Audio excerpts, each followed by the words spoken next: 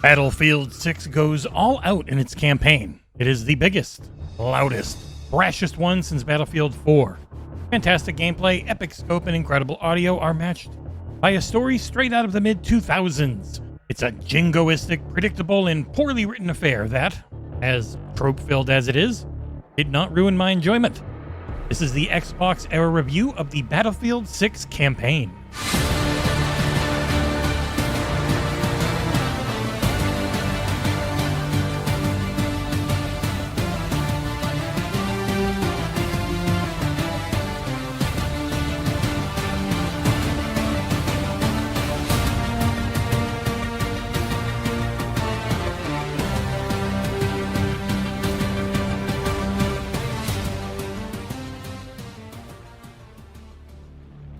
In this near-future tale, America is weakened as our allies have mostly abandoned us, and NATO. A new power has arisen in the east, Pax Armata. This private military contractor organization is out for blood. Pax thrives on chaos and seems to be invisible to our surveillance.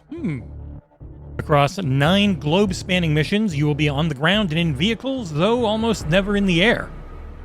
Battlefield 6 campaign is big, expensive, and thoroughly enjoyable. If the thought of an incredibly pro-soldier story that treats a single death on your side as worthy of 1 billion on the other side sounds good, then you're going to have a fun time. If, like me, none of the emotional beats ever resonate, then just skip the cutscenes to your heart's content on future playthrough. This is a story told through a series of flashbacks. Things begin with your main character, Murphy, showing up at Mills, a CI operator's house. Most campaign missions have a short cutscene in between them as you slowly unravel the great mystery of Pax Armata's rise to power, and how they always seem to be one step ahead. It was a predictable slog of a story, one focused on just how unbelievably amazing your team was, despite never really giving you any understanding of who they were outside of their class archetypes. It felt like the endpoint of a trilogy to start, and you slowly learned a very limited amount of information about them, and by the end, I still did not care about any of Dagger Squad, though I sure did love to blow shit up as them. While the politics of the game are pretty bad, the gameplay is very much not. I know, most will not care being used to these government-backed action movies that America is known for, because in Battlefield 6, you will jump between a few members of Dagger Squad. Does not mean that much gameplay-wise outside of your starting kit. The campaign is very smartly built inside the multiplayer levels for the most part, with a lot of corridor shooting early on and some massive open-world style set pieces in the back half. The majority of your time will be boots on the ground, sweeping rooms and sniping targets as a soldier. There are multiple sections where vehicles come into play, though only on the ground or in water. One of my favorite levels was entirely in a tank until the very end. I had helicopter and jet support, but I was never able to fly them. Most flying you do is with the various drones that are available at certain points, and gadgets abound with tons of explosives of all kinds. Using them to obliterate buildings never grows old. That sense of destruction is so much damned fun, carrying what otherwise is pretty much a paint-by-numbers military campaign. Battlefield 6 doesn't really do anything new per se. Instead, the focus is on slowly building up to some truly epic battles with a scope and scale I don't know I've ever seen before. While some of the early moments, like an entire building collapsing around you, can feel pretty scripted, a lot of the later ones are more diegetic. They're massive bombing runs that level dozens of tanks and soldiers, leading to deafening and blinding explosions. There really is nothing else like it. If you have played the open beta, you will know how Battlefield 6 feels. If not, get ready for a fast-paced shooter with a wide variety of weaponry. SMGs, assault rifles, pistols, shotguns, LMGs, snipers, and gadgets with which you will kill enemies and destroy the shit out of the environment. Playing on Xbox Series X, the game felt real good, though the controls while aiming were a little twitchy by default. Hopefully, as you can see in this video, you may notice how deliberately I have to move my reticle on controller.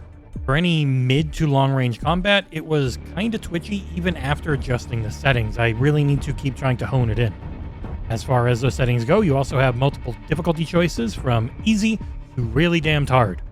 Your character will auto-magically heal after not taking any damage for a brief period of time. As you are always part of a squad, some of the other multiplayer mechanics, like ammo drops from the engineer character, will help keep you stocked up during an intense firefight. While the game encourages stealth a few times, I found the NPC squad I fought with really could not give two damns about it most of the game. They would walk right in front of an enemy, get spotted, and just start blasting with everything they had. And overall, NPC behavior is pretty brain dead. The difficulty appears to mostly just up their damage output, decrease their damage intake, and make them a lot more accurate. They mostly just stand still, occasionally popping out of cover to immediately ping you in the chest. There were also a large number of times when they became stuck in the environment, both alive and dead. But Battlefield 6 campaign, and I played it on Xbox Series X, which is where all this footage is from, starts out looking good and ends up looking incredible. Character faces during cutscenes are, both in their fidelity and animation, the best the series has ever had by a mile. During combat, performance felt absolutely perfect on the balance setting. And you can set it, I think you can go 30 if you're insane, or you can let it go unlocked and try to go up to 120, which feels really good, but you do lose some graphical fidelity. I do that in multiplayer. In the more corridor shooter-like early levels, the environmental detail is real high. If you go off the beaten path, while there is not much to find collectible-wise, the team did a wonderful job of making areas feel lived in. Going through Egypt and seeing entire neighborhoods being leveled by an attack helicopter was breathtaking and horrifying in equal measure. And this was enhanced by Battlefield 6's best-in-class audio.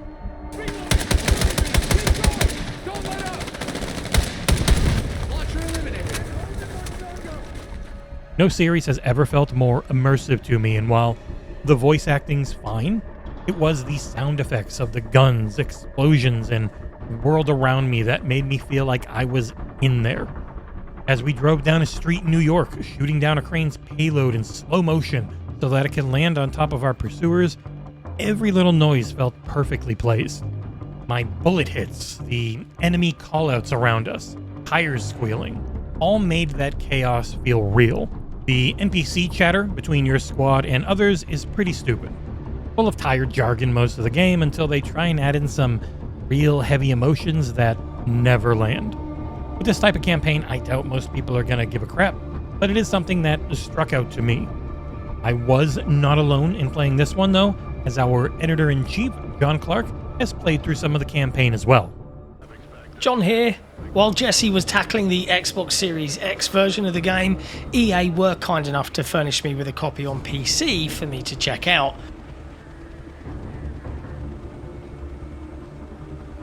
I've been slowly whittling my way through the campaign, and there are some surprising standout moments. Battlefield's sheer sense of scale is regularly used to significant effect, with enormous explosions and entire buildings crumbling to the ground in full view of the player, the audio and visuals of the Battlefield Studios teams coming together in a triumphant display of carnage. It runs flawlessly on my RTX 4090, as one would expect.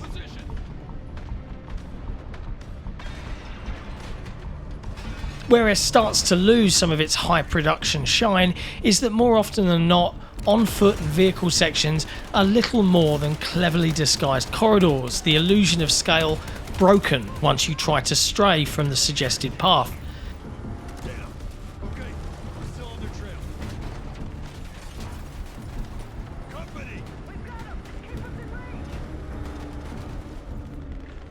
Some of them are wider and linear paths than others, and it emulates the feel of its multiplayer components very well, but it just doesn't hold up to much scrutiny. When you add those design decision limitations to a story that feels straight out of a 2008 bargain bin, it starts to fall apart a little bit. With little in the way of a main character to connect or empathise with, and a plot that is as jingoistic as they come, the serviceable and mostly fun scale and gameplay of the campaign carries the heaviest load. Regardless, if you dive in and play Battlefield 6's campaign in the way it was intended, there's fun to be had here. Besides, we're all here for the multiplayer anyway, so the campaign feels like a nice tutorial with a blockbuster feel. Wrapping things up, Battlefield 6's campaign is an explosive, epic, and stupid 5 hours. Fantastic gameplay meets an annoyingly trope-filled story, but everything is so damned pretty, sounds so damned good and plays so damned well that it's going to keep being fun for people for a long time.